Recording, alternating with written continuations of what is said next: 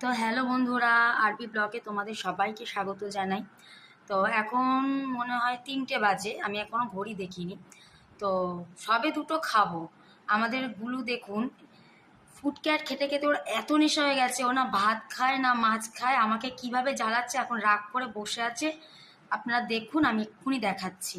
এই দেখুন কিভাবে ও রাগ করে বসে আছে, ওকে এখন ফুডক্যাট দিতে হবে। আমি ভিডিও করব না ফুডক্যাট দেবো? গুলু, কি করবো এখন আমি? আমার খিদে পায় না, বল। তুই আমাকে এতটুকু ভালোবাসিস? আগে বল, তুই আমাকে এতটুকু ভালোবাসিস? এখন ওকে ফুডক্যাট দিতে হবে। এই দেখুন, এই দেখুন, এই 1 2 3 চলে এলো। এখানে ওকে এখন আমাকে নিচে নিচে দিতে পারবো না, ওপরে ওপরে গুলু, ওপরে গুলু, ওপরে। এই যে এনো এনো এনো এনো এনো, আয় আয় আয়, এনে এই যে ওপরে দিলাম, এনো।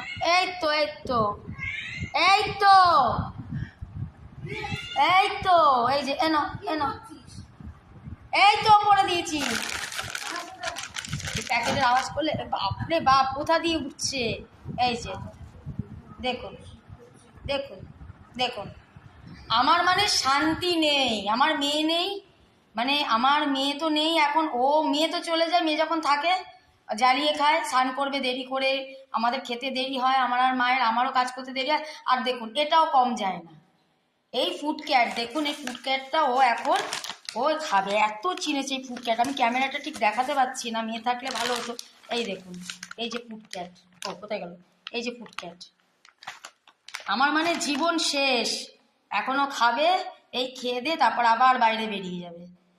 আর আবার যখন ডাকবে তখন একটুকুনি গিয়ে আমার কম্বলে গিয়ে শোবে, আদর করবে, হাম দেবে, ব্যাস।